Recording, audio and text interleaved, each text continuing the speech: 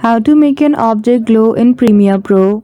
Hello everyone, welcome back to our channel and today we are back again with a new video. So without any delay, let's get into it. For that, firstly open Premiere Pro. Simply create an object which you want to glow. I've simply written a text which says glow. Select the object which you want to glow.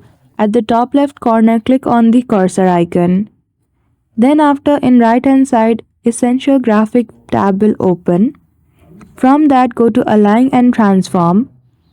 Now here you simply need to choose the option of Edit. Below that click on Glow. Choose the color in which you want the object to glow and then you're good to go. So that's it.